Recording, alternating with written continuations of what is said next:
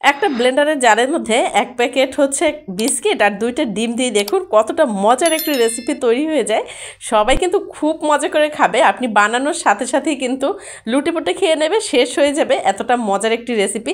আশা করি সম্পূর্ণ ভিডিওটি জুড়ে সাথে থাকবেন। ভিডিওটি সম্পূর্ণ দেখে যদি ভালো লেগে থাকে প্লিজ আমার চ্যানেলটি সাবস্ক্রাইব করে দিবেন, আর ফেসবুক পেজ থেকে দেখে থাকলে পেজটি ফলো দিয়ে সাথেই থাকবেন।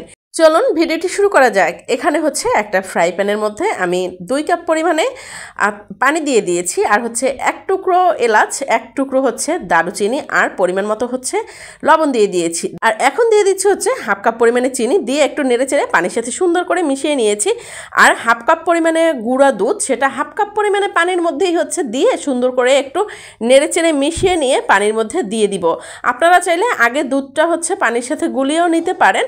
দুধ দিয়ে খুব সুন্দরভাবে একটু মিশিয়ে নিচ্ছি পানির সাথে। আর এখন দেখতে পাচ্ছেন একবারে কিন্তু দুধ পানি ফুটে উঠেছে। আর 1 চামচ দিয়ে দিলাম হচ্ছে ঘি এই মুহূর্তে। ঘিটা দিলে কিন্তু খুব সুন্দর একটা ফ্লেভার অ্যাড হবে। পানিটা যখন খুব সুন্দরভাবে ফুটে উঠবে তখন হচ্ছে এ থেকে দারুচিনি আর এলাচটা উঠিয়ে ফেলে দিয়েছি। আর এখানে এখন দেখতে পাচ্ছেন আমি ময়দা অ্যাড করে দিয়েছি, আপনারা এখানে আটাও ব্যবহার করতে পারেন। আমি এখানে দিয়ে দিচ্ছি হচ্ছে 1.5 কাপ পরিমাণে ময়দা, হাফ কাপ করে অল্প অল্প করে দিয়ে দিয়েছি। এখন একটা লাঠির সাহায্যে এভাবে সুন্দর করে ঘুরিয়ে ঘুরিয়ে ময়দাটা ময়ান করে নিচ্ছি। আর যখন ময়দাটা কমপ্লিট হয়ে গেছে তুলে রেখে দিয়েছি। অন্য একটা ফ্রাই প্যানের মধ্যে 1 কাপ পরিমাণে গুড় দিয়ে দিয়েছি, আর হাফ কাপের থেকেও কম একটু পানি অ্যাড করে দিয়ে ঢাকনা দিয়ে ঢেকে রেখেছি। এখন দেখতে পাচ্ছেন সুন্দরভাবে ফুটে উঠেছে, আর গুঁড়ো কিন্তু প্রায় সিদ্ধ হয়ে গেছে। এর মধ্যে এখন দিয়ে দিচ্ছি হচ্ছে 1 কাপ পরিমাণে নারিকেল, একটু একটু করে আমি নেড়েচেড়ে দিয়ে দিচ্ছি। আপনাদের যতটুকু যা দরকার ততটুকু পরিমাণে আপনারা দিয়ে নেবেন। তো এই যে দেখতে পাচ্ছেন এখানে কিন্তু আমার নারিকেলের খাজাটাও কমপ্লিট হয়ে গেছে। তখন দেখবেন হাতে একবারে আঠালো আঠালো আশ বাঁধে, তখন কিন্তু বুঝতে হবে আপনার হচ্ছে গুড় আর নারিকেলের যে খাজা সেটা রেডি হয়ে গেছে।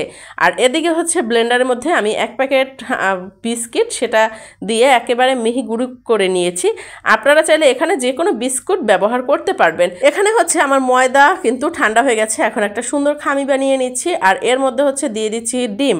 ময়দাটা যখন ঠান্ডা হয়ে যাবে তখনই হচ্ছে আপনারা ডিমটা দিবেন, তা নাহলে কিন্তু পিঠা সুন্দর আসবে না। এখন হাতের সাহায্যে প্রায় অনেকটা সময় নিয়ে এই কাজটা করতে হবে, ধৈর্য ধরে আস্তে আস্তে করে ডিমের সাথে ময়দাটা এরকম সুন্দর করে হাতে মাখিয়ে নিতে হবে। আর এর মধ্যে হচ্ছে যে বিস্কিট গুঁড়ো করে রেখেছিলাম সেই বিস্কুটের গুঁড়োগুলো সুন্দর করে দিয়ে দিয়েছি।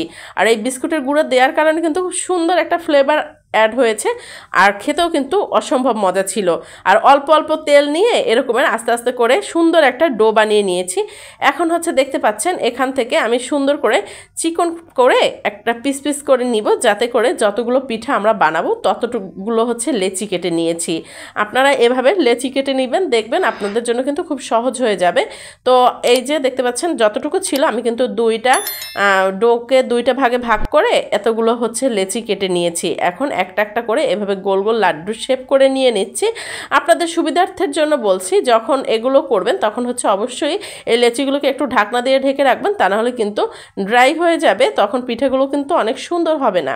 আর এই যে দেখতে পাচ্ছেন এখন হচ্ছে এই যে কেকের যে কাপ কেকের যে ডাইস সেইটা দিয়ে এখন সুন্দর করে একটু রুটির মতো বেলে সাইড থেকে কেটে নিয়েছি। তো এরকম করে প্রত্যেকটা রুটি কিন্তু আস্তে আস্তে বেলে কেটে নিতে হবে, আর একবারে পাতলা করা যাবে না, একটু মিডিয়াম রাখতে হবে। আর এর মধ্যে ওই যে নারিকেলের পুর বানিয়ে রেখেছিলাম সেটা একটু গোল করে দিয়ে দিয়েছি। আপনারা দেখেই বুঝতে পারছেন আমি কিভাবে হচ্ছে পিঠেগুলো তৈরি করে নিচ্ছি।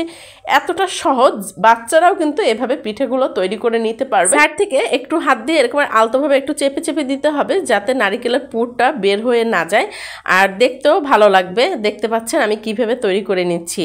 আশা করি আপনাদের কাছে পিঠাটার রেসিপিটা অনেক সহজ লেগেছে। যদি ভালো লেগে থাকে প্লিজ আমার চ্যানেলটি সাবস্ক্রাইব করে দিবেন, আর ফেসবুক পেজ থেকে দেখে থাকলে পেজটি ফলো দিয়ে সাথেই থাকবেন। আর বেশি ভালো লেগে থাকলে শেয়ার করে আপনি আপনার টাইমলাইনে রেখে দিতে পারেন। আর এই যে দেখতে পাচ্ছেন একটা ছুরির সাহায্যে সাইড থেকে সুন্দর করে কেটে নিচ্ছি। আর একেবারে সহজ কিন্তু একটা ডিজাইন, দেখে বুঝতে পারছেন এটা কিন্তু কিছুটা গাঁদা ফুলের মতো দেখা যাচ্ছে, আর খেতেও কিন্তু অসম্ভব মজা। আপনাদের কাছে সাথে আমি এই 2টা পিঠা দেখিয়ে দিলাম। আপনারা আশা করি বুঝতে পারছেন যে কতটা সহজভাবে বানানো যায় এই পিঠাগুলো, আর খেতেও কিন্তু অসম্ভব মজা। দেখতে পাচ্ছেন আমার কিন্তু পিঠা অনেকগুলো বানানো শেষ। তো এই যে তেল গরম করার জন্য রেখে দিয়েছিলাম, তেল গরম হয়ে গেছে। এখন এর মধ্যে হচ্ছে একটা একটা করে পিঠা দিয়ে দিচ্ছি। আর এই পিঠাটা ভাজার সময় কিন্তু মিডিয়ামের থেকে একটু কম আঁচ রাখবেন তেল গরম হওয়ার পরে, তা নাহলে কিন্তু নিচটা কালো হয়ে যাবে। তো এভাবে আপনারা একটা একটা করে সুন্দর করে উল্টে পাল্টে ভেজে নেবেন। আর এটা কিন্তু একেবারে বিস্কুটের মতো, মুখে দিলে একবারে নরম ক্রিস্পি হয়, খেতে অসম্ভব মজার আর হেলদি কিন্তু একটা নাস্তা। আর সবসময় খেয়াল রাখবেন চুলাটার আঁচটা মিডিয়ামের থেকে একটু কমিয়ে রাখতে, বেশি রাখলে কিন্তু হচ্ছে কালচে হয়ে যাবে, ভিতরটা হবে না। তো আমার কিন্তু প্রথম বাজের পিঠা ভাজা শেষ। তো দ্বিতীয় ব্যাচেরগুলো এরকমের করে আস্তে আস্তে করে ভেজে নিচ্ছি, দেখতে পাচ্ছেন। আপনাদের কাছে কেমন লেগেছে অবশ্যই কমেন্টস করে জানাবেন, ভালো লাগলে শেয়ার করে টাইমলাইনে রেখে দিতে পারেন। আর আমার পিঠাগুলো কিন্তু রেডি হয়ে গেছে। আল্লাহ হাফেজ।